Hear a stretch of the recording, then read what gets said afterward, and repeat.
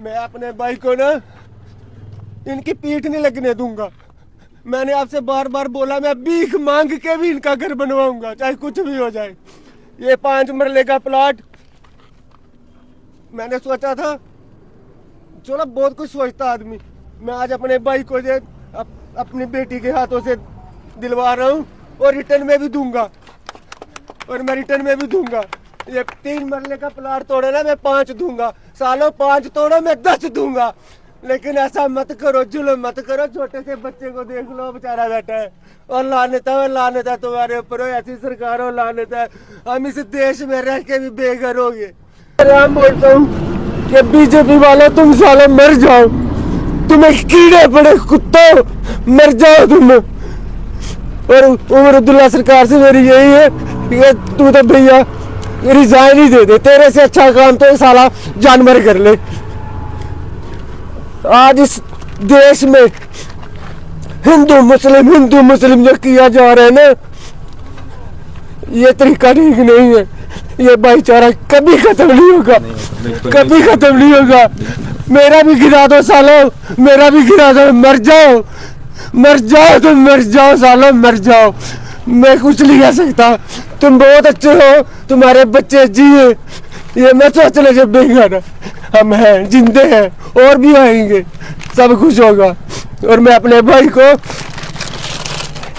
ये बहुत बड़ा तमाचा है तुम्हारे मुंह के ऊपर। सामने आई है और आप देख सकते हैं कि वो अपनी जमीन का कुछ हिस्सा जो है वो उन्हें देना चाहते हैं कि वो वहाँ पे अपना आशियाना बना सकें, जो कल का पूरा उजड़ चुका है। यहाँ पे आया है, बेटी के हाथों से जो है वो बेटी के हाथों से जो है वो अरसाज टैंक को जो है वो यहाँ पे देना चाहते हैं। और यहाँ पे मैं अपने भाई को ना इनकी पीठ नहीं लगने दूंगा।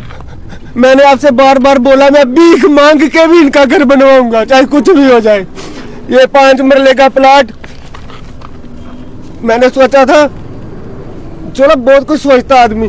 मैं आज अपने भाई को अपनी बेटी के हाथों से दिलवा रहा हूँ और रिटर्न में भी दूंगा, और मैं रिटर्न में भी दूंगा। ये 3 मरले का प्लॉट तोड़े ना, मैं 5 दूंगा। सालों 5 तोड़ो, मैं 10 दूंगा। लेकिन ऐसा मत करो, जुल्म मत करो। छोटे से बच्चे को देख लो, बेचारा बैठा है, और लानत है तुम्हारे ऊपर। ऐसी सरकार हो, लानत है। हम इस देश में रह के भी बेघर हो गए, बेघर हो गए। बस मैं कुछ नहीं कहना चाहता। तो आपने बच्चा जो बोलना बोल। हाँ जी, तो सबसे पहले मैं कहना चाहती हूँ कि मुझे बहुत ज़्यादा दुख हो रहा है कि ये जो सिचुएशन होती है ना, ये किसी के साथ भी हो सकती है। और मैं तो यही कहना चाहूँगी पर्सनली कि मैं भैया की छोटी बहन हूँ। ना सिर्फ मैं, हमारी पूरी फैमिली मेंबर्स और जितने भी कम्युनिटी के लोग हैं, उन सभी अरफाज भैया के साथ हैं, क्योंकि ये बहुत अच्छे पर्सन है पर्सनली। और मैं तो यही कहना चाहूँगी कि मैं सबसे ज़्यादा खुशकिस्मत हूँ कि मेरे ऐसे माँ बाप हैं जिन्होंने मुझे जन्म दिया। और पर्सनली आप खुद देख सकते हो कि टेंशन नहीं लेनी सर, टेंशन नहीं लेनी। मुझे कोई टेंशन नहीं है। यहाँ मेरी पब्लिक साथ है, जम्मू के लोग मेरे साथ है, मेरे बेटे के साथ है, हमारी सपोर्ट में। हमें इससे धन दौलत क्या चाहिए, और कुछ नहीं चाहिए। हमारे जम्मू कश्मीर में इतनी एकता तो है। जम्मू में कल से हजारों लोगों ने हमें सपोर्ट किया और मदद करने की कोशिश। हमारे लिए इतना ही काफ़ी है। जैसे आप जैसे हस्तियाँ आती हैं हमारे पास, मेरे बेटे की सपोर्ट कर रहे हैं, बहुत धन मिल रहा है हमें, मुझे बहुत खुशी मिल रही है। और यही मैं अपने बेटे को सीख देता हूँ, लोगों के काम आओ। लेकिन सच्चाई का ज़माना नहीं है इस वक्त। सच का साथ कम देने वाले और जो बेईमान लोग हैं, जो रिश्वतखोर लोग हैं, जो 2 नंबर के धंधे करने वाले, जो 50-50 कनाल के प्लाट हड़प करने वाले, उनको कोई कुछ नहीं कहता।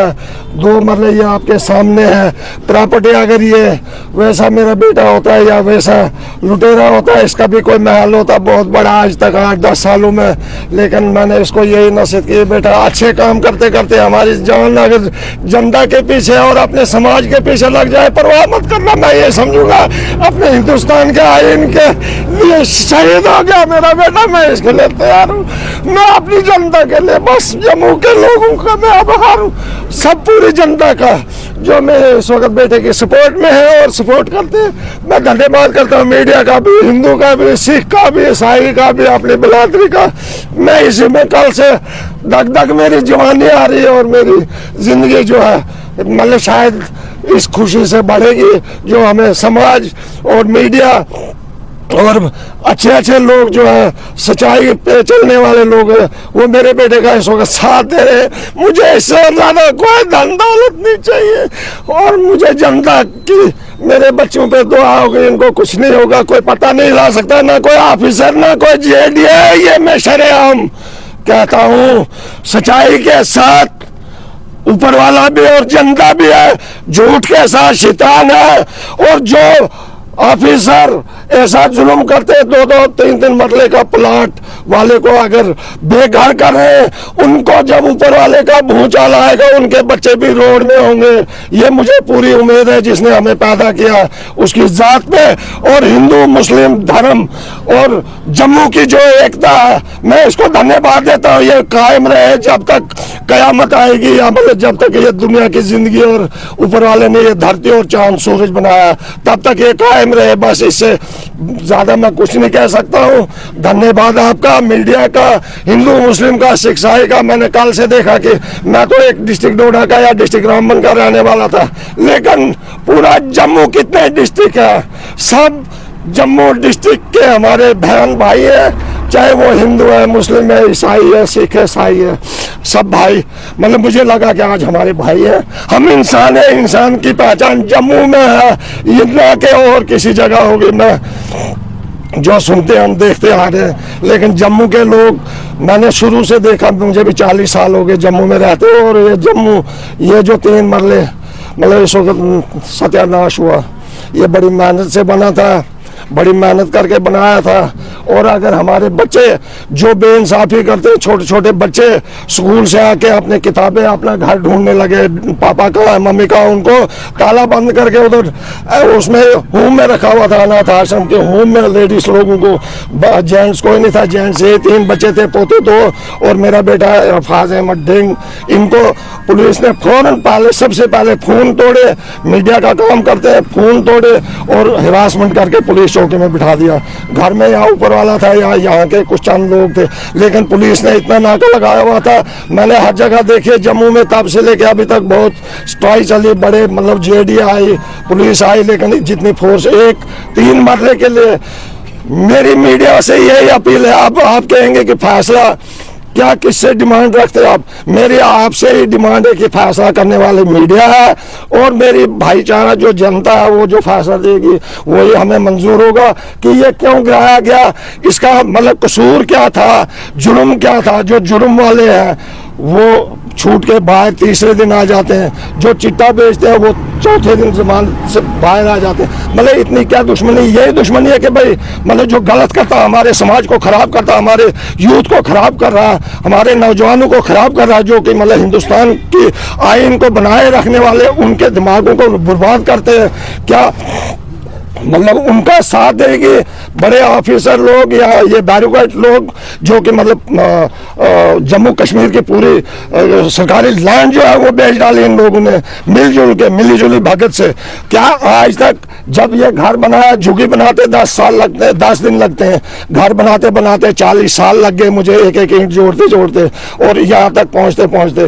तो क्या ये रातों रात बना? उस वक्त जेडीए नहीं थी, पुलिस नहीं थी, सरकार नहीं थी। उस वक्त क्या सरकार को नहीं लगा, जेडीए को नहीं लगा कि स्टेट लैंड है? उस वक्त माल जो चढ़ता है, उनके जो छोटे मुलाजिम है उनकी प्रॉपर्टियां चेक की जाए कि मतलब अगर उनकी तनख्वाह 1500 थी, डेली वेजर था, उसके घर करोड़ों में इस वक्त केस हैं। तो मुझे किसी से शिकायत नहीं है, लेकिन मैं ये कहता हूँ उस वक्त भी जेडीए थी। मैं जेडीए ने जन्म बाद में लिया, मैं पहले उससे आया हूँ कई साल। और उसके बाद अगर जेडीए यहाँ थी तो मतलब अरफाज डिंग का घर क्यों नहीं? इसने तो जन्म लिया इस घर में। अभी तो इसने मतलब कोई मतलब वो नहीं किया है, एक जगह दूसरी जगह इसने अपने लेके अपनी प्रॉपर्टी खरीदी, वो भी गिरा दिया, घर वो भी बर्बादी होगी, 20-30 लाख का नुकसान किया। इतना क्या है मतलब जुल्म क्यों होता है गरीबों पे? मेरी यही दरख्वास्त है और पूरे जम्मू कश्मीर के लोगों से दरख्वास्त है कि जब तक ना आप लोग एकता करेंगे। आज मेरे इरफाज का नंबर आया, कल दूसरे इरफाज मैम आपका भी नंबर आएगा, अगर जैसे मीडिया वालों को दबाने की अगर आप सच्ची बात सामने ला तो आपको मतलब मैं बोल रहा हूँ ना, इन भाई साहब ने बोला ना जो मतलब इन पे कोई केस लगा देंगे, नहीं जी हिंदू होते हुए या फलाना मुस्लिम होते हुए इसने जी ऐसे किया, उधर साथ दिया, उधर फोन पकड़ा, उधर ये किया, अंदर ठोक देंगे, कोई पूछता ही नहीं है। तो शायद हम पर भी ऐसा हो, लेकिन करें कोई बात नहीं, हम सच्चाई से पीछे हटने वाले एक मिनट, मेरी कश्मीर में जो मेरा फयाज दोस्त है, मेरा बेस्ट फ्रेंड है फयाज ऋषि, अगर आप मुझे देख रहे होंगे, आयत मेरी बेटी है, वो इस टाइम एडवोकेट है, और एक माना जाना तो मेरा दोस्त है, इतना बड़ा ठेकेदार है। तुमने मुझे रात को भी कहा ना, तू जा मेरे भाई, मैं तेरे साथ हूँ। अब घर बनाना है, अब तो सुन लेना, पागल मैं हंस भी रहा हूँ और रो भी रहा हूँ। हंस इसलिए रहा हूँ कि मुझे पता है मेरे पीछे सपोर्ट कश्मीर तक है, बाहर तक भी है, लेकिन दोस्त तू एक बहुत अच्छा इंसान है। ऋषि भाई, रिक्वेस्ट है मेरी, घर बनाना है जबरदस्त तरीके से, बस यही मेरी रिक्वेस्ट है आपसे। अरफाज जी, आप क्या कहेंगे, आज जो एकता सामने आई है? ये आप देख सकते हैं, ये प्यार है, मतलब कोई ये नहीं कि हमने इनको कोई बुला करके यहाँ पे लाया है, या मैं कोई नेता हूँ तो मैं इनको सिखाऊंगा। ये इनका प्यार है, जो ये छलका है इनकी आंखों में, और किस तरह से ये मतलब डॉक्यूमेंट्स लेकर के मतलब मेरे को ऑफर कर रहे हैं कि आप हमारा, मतलब ये तो इनका बड़ापन है, ये हमदर्दी है। और एक अरफाज डैंग का घर तोड़ने से, एक अरफाज डैंग का घर का दरवाज़ा बंद होने से मेरे लिए लाखों घरों के दरवाजे खुल चुके हैं। मेरे को इससे बड़ा और क्या चाहिए था। उन लोगों ने, उन ताकतों ने सोचा था अरफाज डैंग टूटेगा, ख़त्म हो जाएगा, लेकिन यहाँ पे मेरे को इतना हौसला मिला है, इतना मतलब लोगों का प्यार मिला है। हर जगह से मेरे को फ़ोन कॉल आ रहे हैं, इतने हज़ारों लोग मेरे को यहाँ कल से अभी तक मिल चुके हैं, तो बहुत प्यार मिल रहा है और मेरा हौसला और बुलंद हुआ है, ना कि टूटा है। और मैं हमेशा ही सच की आवाज़ बनता रहा हूँ, बनता रहूँगा, आगे भी इसी तरह से काम करूँगा, इससे दुगने मतलब जोश से काम करूँगा। मेरा मतलब ये ख़त्म नहीं होगा। कोई सोचेगा कि घर तोड़ दिया तो इसकी हिम्मत टूटेगी, हिम्मत अरफाज डैंग की कोई तोड़ नहीं सकता है, जब तक हमारी जनता हमारे साथ है। कहना चाहूँगी कि हम ना भैया को ये वाला जो घर टूटा है ये हम वापस नहीं ला सकते, पर हाँ इतना है कि मेरे जो पापा ने इतना अच्छा डिसीजन लिया, 5 मरला जो ज़मीन है वो भैया के नाम कर दिया और उनके फैमिली मेम्बर्स के लिए, तो मैं तो बहुत ज़्यादा प्राउड फील कर रही हूँ इस वक्त। और भैया को हमें यही, भैया के हमेशा साथ ही रहेंगे और इनके फैमिली मेम्बर्स के साथ हैं हम। नदी पे रोना था, देखो।